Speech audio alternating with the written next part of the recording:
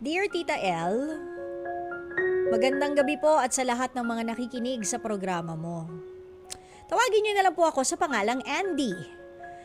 Gusto ko lang po sanang ikonsulta ang buhay pag-ibig ko sa taong ikikwento ko po sa inyo. Nagsimula po ang love story ko sa guy na tatawagin ko na lang sa pangalang Leo. Inad ako sa FB ni Leo. That was a year ago. Nadiskubre ko na kumpare ni Papa ang nagreto sa akin kay Leo dahil alam niya na single ako. Ayaw ni Papa na may umaakyat ng ligaw sa akin. Nabuntis po kasi ang anak ng kapitbahay namin na 13 years old at ayon kay Papa, baka magaya ako. Sabi ko naman kay Papa, magkaiba naman kami. 21 years old na ako. Mas lalong nang laki ang mata niya. Tila ba nagpaparamdam na ready na nga akong magka-boyfriend.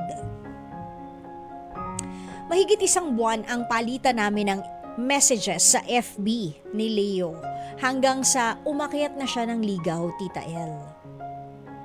Sa araw po pumupunta sa bahay si Leo dahil panggabi ang trabaho niya. Wala nang nagawa si Papa at tingin ko naman kahit paano ay pumasa naman sa kanya si Leo. Pero ang mama ko na nasa Dubai, nagtatampo. Gusto nila na mag-boyfriend ako kung stable na ako sa buhay. Pero after 2 months na panliligaw ni Leo, sinagot ko na rin siya. Okay ang takbo ng relationship namin, Tita L. At alam niya na sa 3 ito lang umiikot ang mundo ko. Pag-aaral, K-drama, at sa kanya.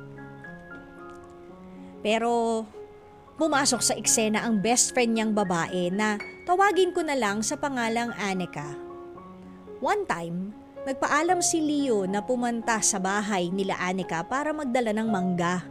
Hindi naman ako nagselos dahil wala namang sila. Habang umiiyak ako sa drama na pinapanood ko, inamin sa akin ni Leo na niligawan niya pala dati si Anika pero binasted siya. Doon ako kinabahan, Tita L. May ganun palang history.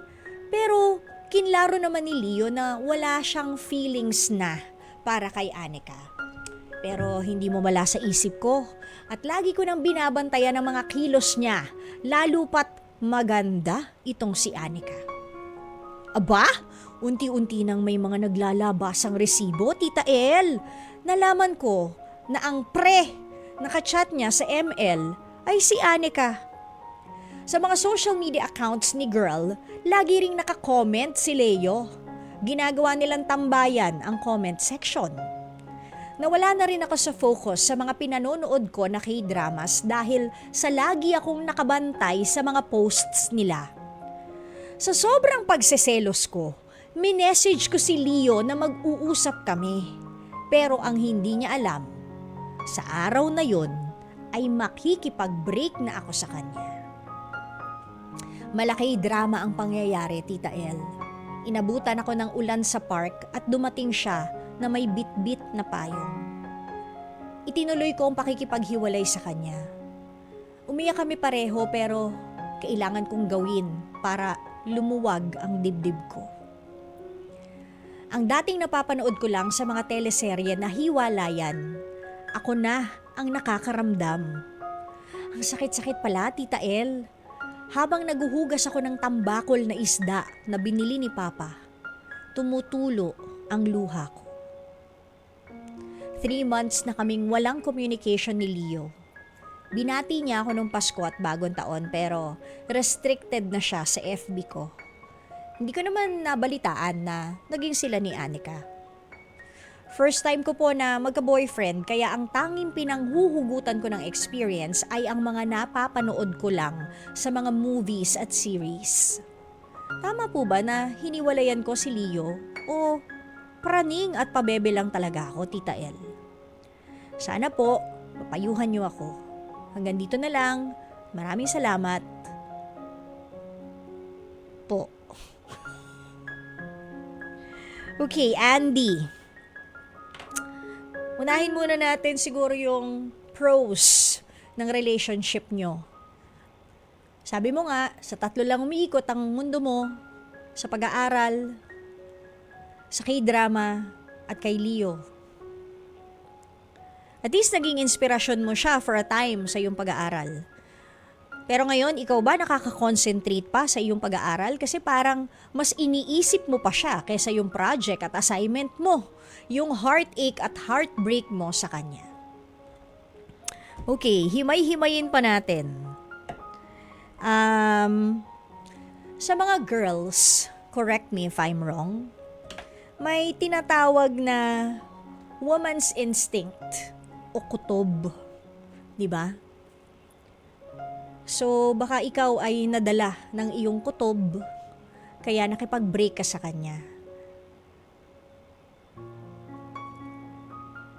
Kasi, ito namang si jowa mo na si Leo, di ba dapat pag may girlfriend na, stay away as much as possible from the girl best friend. Dapat may space na. Dapat si girl best friend, si Anika, marunong ding lumugar. Kasi may jowa na yung best friend kong lalaki eh. Hindi naman yan para, kasi mag best friend kami, hindi, bakit ba? Ikaw, te, gusto mo yon? Di ba? Gusto mo ba yon? Na kapag may boyfriend ka na, pagkatapos yung boyfriend mo may girl best friend, pero ganun pa rin, closey-closey pa rin. Talagang may tsayo ng selos. Di ba? Lalo na kung si Leo, hindi naman kayo pinagsasama together na, Anika, ito yung sinasabi ko sa yung girlfriend ko. 'Di ba? Si Andy, Andy, Anika, best friend ko to. Buti sana kung may bonding kayong tatlo, wala, kaya kung ano-ano na imagine mo, 'di ba? Napraning ka. 'Di ba? Siguro maganda rin dito. Sabi mo nga, umakyat naman ng ligaw at kinilatis ni Papa. Bakit hindi mo sabihin kay Papa na, Papa, nag-break na kami ni Leo eh. Medyo ilang buwan na rin. Syempre magtatanong tatay mo, bakit? Kasi pakiramdam ko, may gusto siya dun sa girl best friend niya.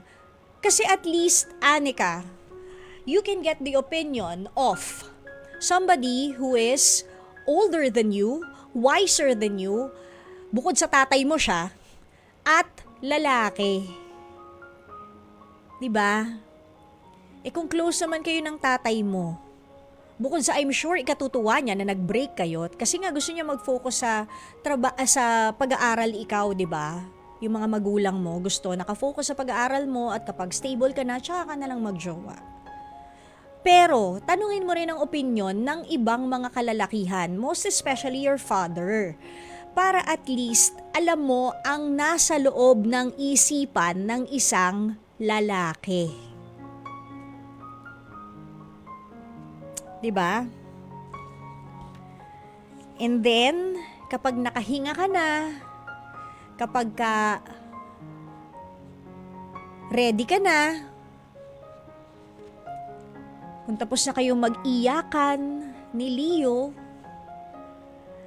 at kung ready ka na siyang harapin muli, mag-usap kayo, tanungin mo, ako ba mahal mo pa? Mahal mo pa ba siya, Andy? Yun ang tanong ko eh.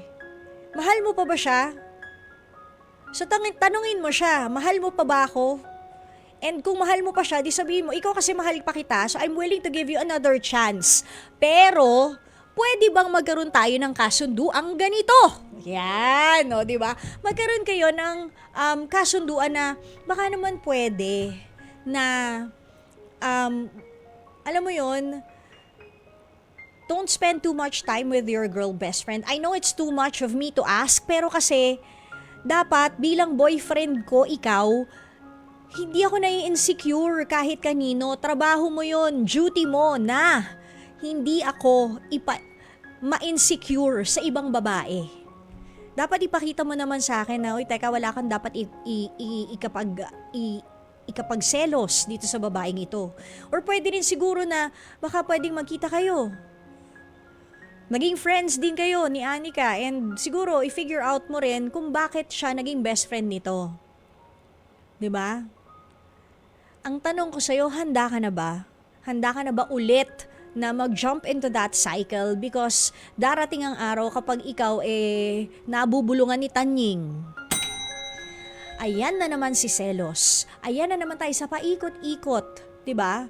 Na pagiging paranoid mo, na pagiging praning mo. Handa ka na ba na mag-isip na naman ng kung ano-ano to the point na maganda pa ba yan sa mental health mo? O baka nga, it's time to say, siguro tama nga mga magulang ko. Siguro pagka matured na ako, tsaka stable na ako sa buhay, tsaka na ako magjojowa ulit.